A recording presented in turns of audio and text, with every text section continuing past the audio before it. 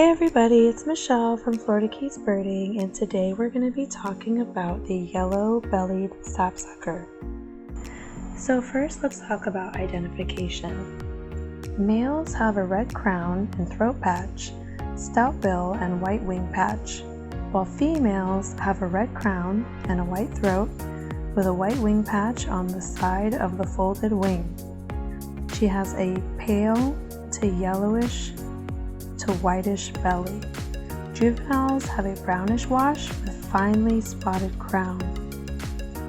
So as far as food goes, as you might guess, sapsuckers rely on sap as a main food source. Just like people who tap into maple trees, like for maple syrup, these birds drill wells in early spring. Sapsuckers' wells are neatly organized with several holes drilled in the horizontal rows. The bird first drills narrow circular wells into the tree's xylem, which is the inner part of the tree, to feed on sap moving up the branches in early spring. Then after the tree leaves out, the sapsucker begins making shallower, more rectangular wells in the phloem. That's how you pronounce it. The part of the trunk that carries sap down from the leaves. This sap can be more than 10% sugar. The phloem walls must be continually maintained with fresh drilling so the sap will continue to flow. Sapsuckers tend to choose sick or wounded trees for drilling their wells, and they choose tree species with high sugar concentrations in their sap, such as paper birch, yellow birch, sugar maple, red maple, and hickory. They drill wells for sap throughout the year on both their breeding and wintering grounds. In addition to sap, yellow-bellied sapsuckers also eat insects, mostly ants and spiders, gleaning them from beneath the tree's bark like other woodpeckers. And at times, they perch at the edge of the tree branch and launch after flying insects to capture them in mid-air, kind of like a flycatcher does. Sapsuckers are also attracted to orchards where they drill wells in trees and eat the fruit. So as far as habitat goes, in the summer and in the spring, yellow-bellied sapsuckers favor young forests and edge habitat. There they find lots of fast-growing trees ripe for sap wells, and since they spend half their time or more tending to or feeding from their sap wells, sapsuckers need lots of trees for tapping. So unlike most woodpecker species, sapsuckers don't rely on dead trees for feeding, although they do search for trees with decayed heartwood and dead limbs for their nest cavities. In the winter, some yellow-bellied sapsuckers do migrate south, where we get them here in South Florida. They find bottomland hardwood forests as high as 10,000 feet, though never in pure conifer stands. That's more up north. We don't have elevations that high down here in the south. So hickory or pine oaks would be farther north, and of course that 10,000 foot elevation. And down here in South Florida, I mostly see them in West Indian mahoganies and in coconut palms. Our highest elevation here in the Florida Keys is more like 8 to 12 to 16 feet above sea level. That's about it. I don't even know if we're that high. Probably more, I think the highest is 16 feet above sea level. Yeah, so nowhere near the 10,000 up north. So as far as behavior goes, apart from their behavior at sap wells, yellow-bellied sapsuckers behave much like other woodpeckers, hitching up and down trees along the bark and leaning away from the tree trunk, using their stiff tail feathers for support.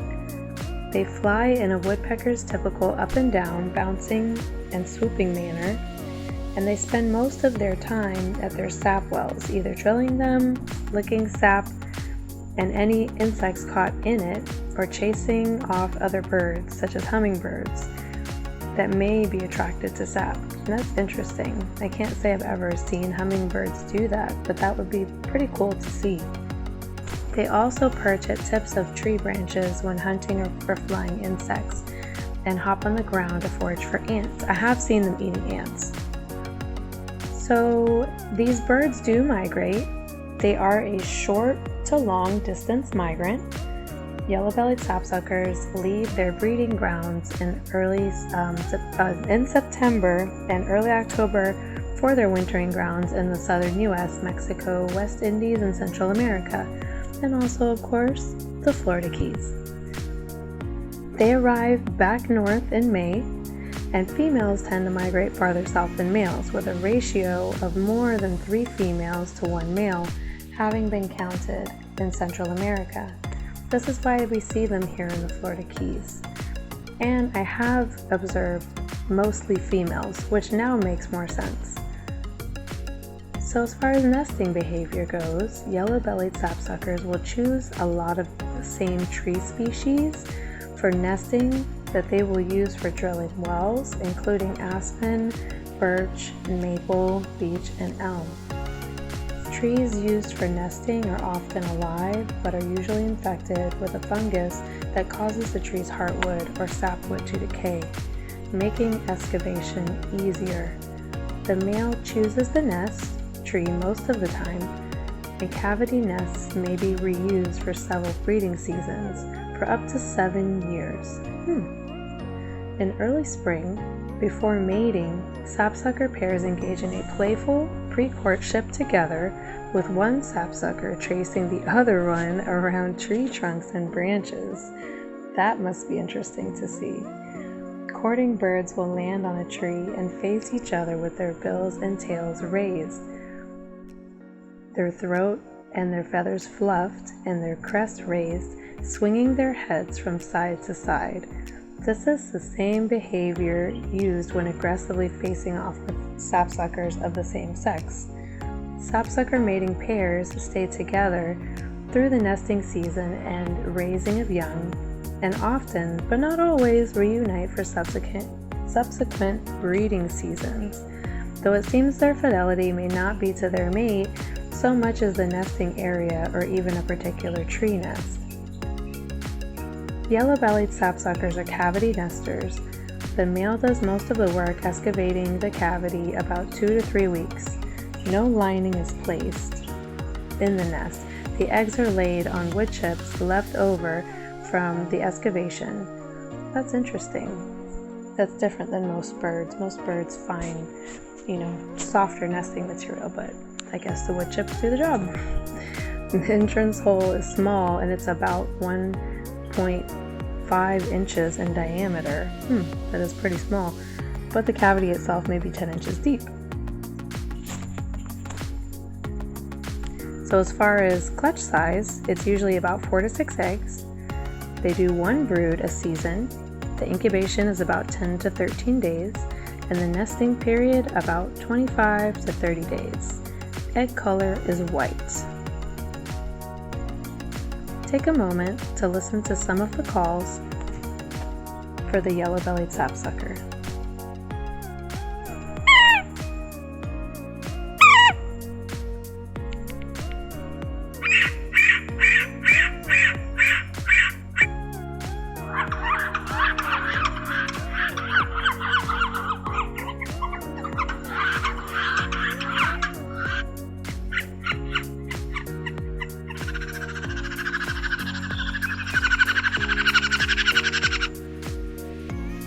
And here's the drum.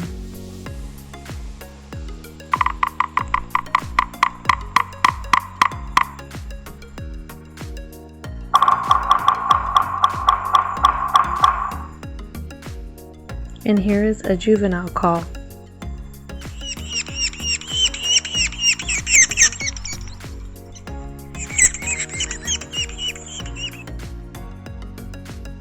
So I hope you enjoyed this video about the yellow-bellied sapsucker. Like and subscribe if you enjoyed this video. See you guys next time. Bye!